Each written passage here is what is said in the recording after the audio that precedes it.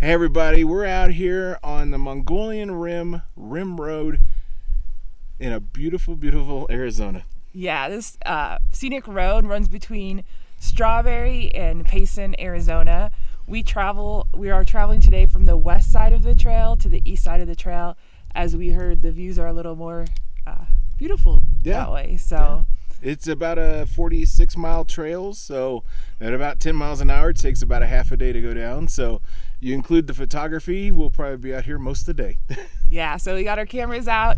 The goal of this trip is to make some art to sell to help feed the hungry. Yep, absolutely. If we can capture some beautiful things, we'll be posting them on the gallery. All proceeds go to feed the hungry. So if you like something you see that we share, please visit the gallery and do some good for some hungry people. All right, well, let's get on the road and get some pictures taken. All right, come along with us. Let's go. The Mogollon Rim is less than 100 miles from the Phoenix area. We took the Beeline Highway up towards Payson, and that drive in itself offers amazing views. Our first stop in Payson was at the Buffalo Bar and Grill. We always stop here when in Payson. We love the rustic decor, and they have a great outdoor patio. It's one of the few places in Arizona we can find a big and delicious pork tenderloin sandwich. The sandwich was the perfect way to fuel up before our adventure. As always, the service here was just as good as the food. After we left the restaurant, we headed northwest through Strawberry so we could run the trail from the west to the east. A high clearance vehicle is not necessary. On the rim, you'll be surrounded by great views of woodlands, ponderosa pines, grassy meadows, spectacular drop-offs, and if you're lucky, some wildlife. Come along with us as we share our insight while we capture the beauty surrounding us. So this image was shot at f4.5, shutter speed of 1:320, and at an ISO of 200. One of the things that really drew me to this image was the softness of the plant, the solid color, and then the harshness of the rocks and the multiple color. It kind of like contrasted each other, and it felt like it needed to be photographed. So this image was shot at f16, 1/40th of a second at ISO 200. Being a wide angle, I could use a little slower shutter speed, but one of the things I was concerned with was the depth of field. I focused on the foreground, just past my feet, and I wanted to capture the valley with the rainstorm behind it, so the mirroring of the two mountain sides on each left and right kind of draw the viewer into that rainstorm. So it was kind of what I saw, and I think it photographed well.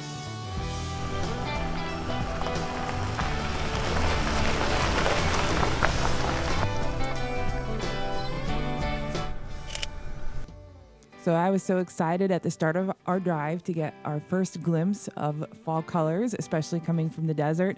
I didn't even jump out of the car for this shot.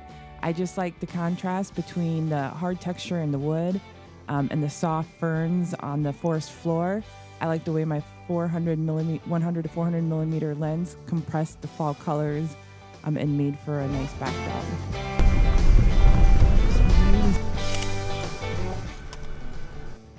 Again, this was very early on in our drive, and we were excited for every bit of fall color that we saw.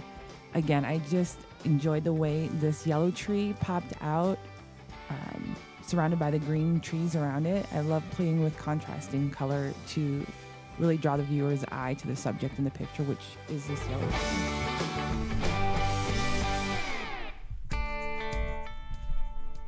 So one of the things I really like to do photography-wise is doing panoramics. And when we pulled into this little cove of trees, all I could see was little standing soldiers, all these little straight vertical lines for us. So what I did was take an 8-shot pano, so started from left to right in a portrait format, taking 8 shots and then stitching them together in Photoshop, and it just kind of gives you a feeling of all the forestry that we were in, and some of little pops of color here and there, so it was kind of a fun image to put together.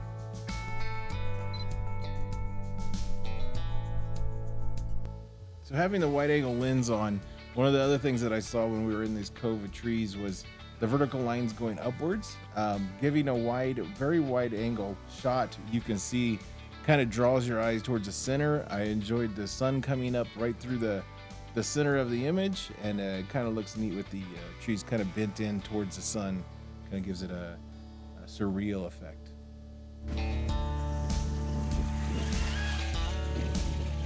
So as Mary and I were walking around this cove of trees looking for some other images, I stumbled upon these mushrooms that were kind of covered with these dead pine needles sitting next to a really textured rock.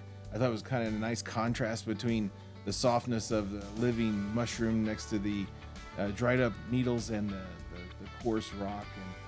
And it showed a lot of the colors that were out in that timber.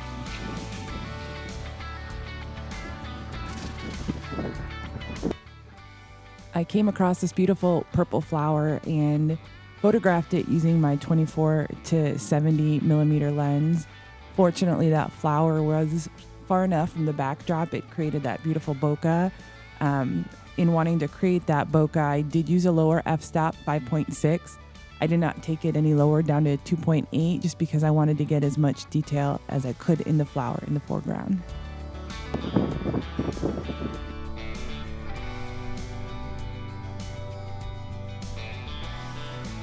So as I mentioned earlier, I was very excited about the fall colors. This time I wanted to get a little more close up to the fall colors though. I found this nice set of leaves with a down tree in the background, which was perfect to help me add some context to the leaves. So I chose F10 to ensure that all my leaves that were on different planes were in focus and retained sharpness. And my 100 to 400 millimeter lens helped compress that wood in that negative space there.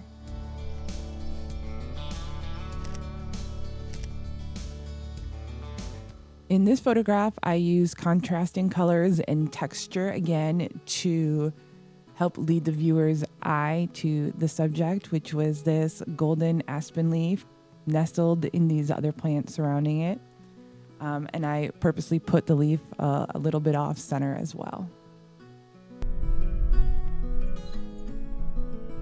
So when we came upon this scene, it really caught my eye was the sunlight hitting the side of the clouds, kind of like a silver lining. It kind of really showed itself over the valley. So my attempt was to capture the brightness of the sun hitting those clouds and then the beautiful greenness of the valley.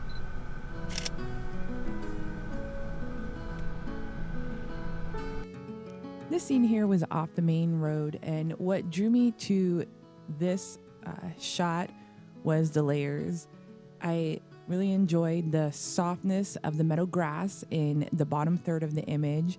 Then we have the colors and the texture of the fall leaves in the middle third, and then in the top third there we have the blue skies with the white puffy clouds.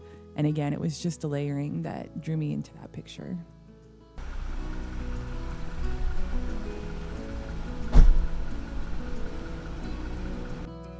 With this scene, what drew me to it was the leading line of the roads going through the color and kind of a cave feeling, like the trees were over the road.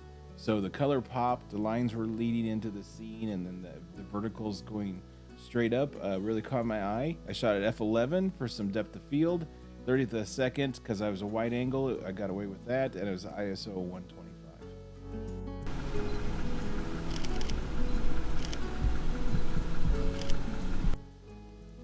After a day of chasing color, I was ready for some black and white imagery. So I chose to do this one in black and white because of the rawness of the trees and the grass in the forefront, and then the texture in the mountains and the cliffside. It just called out black and white to me. Then in the sky, we had these intense storm clouds coming in and kind of creating a swirl pattern. Again, just the drama and rawness of this shot, I felt it was deserving of a black and white.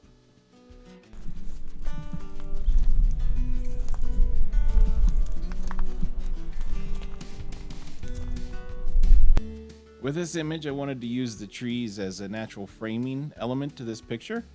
So finding two trees looking out over the valley, we could see the rain coming down. Wanted to frame that shot, draw your attention to the rain out in the valley. Did focus on the foreground, so those are in nice sharpness. The one thing I would have changed is maybe not use 5.6, but maybe go a little higher like f11 to get some more depth of field. but the rain out in the valley is pretty soft anyway, so it worked, but I would have changed that down the road, so I'll watch that next time.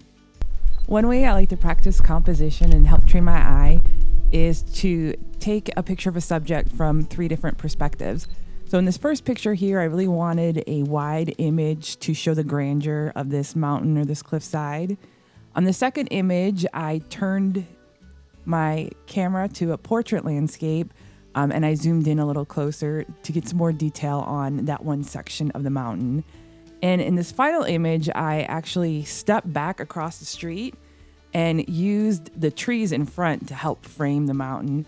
I did have to up my f-stop a little bit to ensure I had sharpness in the foreground as well as in the background on that one. But it's a fun way to, again, play with composition. And what you may learn is that the first shot you see isn't always going to be the best one.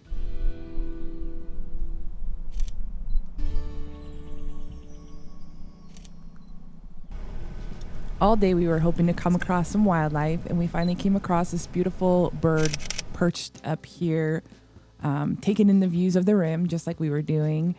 I had my 1 to 400 millimeter lens on, and I was at 400 millimeters, so it was very important for me to keep the shutter speed fast to ensure a sharp picture. So I wanted to be at least 1/800th of a second. I played it a little safe at 1/1000th of a second. And then it was just a matter of waiting for the bird to make eye contact with me, as in the beginning it was mostly a backside image of the bird. So after a bit of waiting patiently, we got some eye contact, and I snapped this photograph.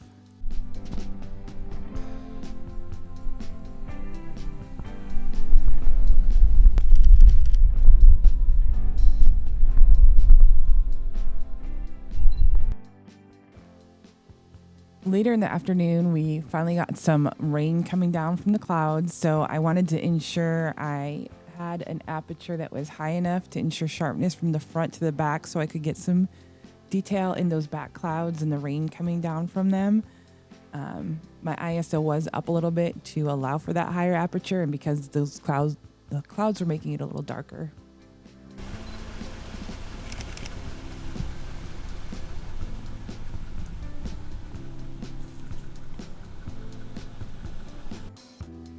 As we were driving at the top of the rim, this scene just grabbed my eyes. This farm was down below, and it had a pop of color surrounded by all these green trees. So I purposely put the subject, this farm, in the bottom of the image so you could see the vastness of the trees surrounding it and how secluded the property was. Had the eye really focused in and centered that farm to fill the frame, you wouldn't get that same feeling.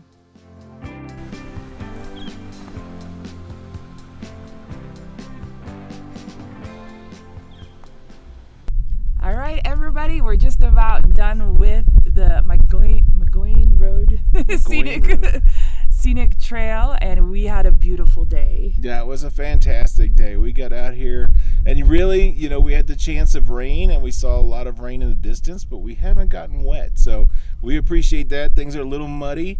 Adams is a little dirty, but we got out here and we made some great images, and we've got to spend the day together. So, and we love to spend the day together, just exploring new things and getting out and do some photography. Yeah, absolutely. The clouds from the rain in the distance have made for some wonderful images, and we cannot wait to share them with you once we get them home and edit them. Just as a reminder, as we said at the beginning of the video, our images are for sale on forloveandcraft.com, and proceeds go to feed the hunger. Our goal is to picture a world without hunger, and we would appreciate any help that you can give us along the way. Absolutely. So if you've seen anything through this video, after we've gotten home and edited them, we'll put them in the video, put them on the gallery, and come out and make a purchase, small or large. It helps. Every dollar is turned into what, $32? $32 worth of food. So we're proud to be sponsoring the Midwest Food Bank here in Arizona and throughout the nation. Let's knock out hunger. When you're hungry, you just can't do anything. So we want that to stop. We want people to be happy and get out and enjoy life. And if you like these adventure type videos, please comment below, let us know. And we always appreciate the subscribe. But until next time, y'all, get out there, Explore, create, and do do good. good. Woo!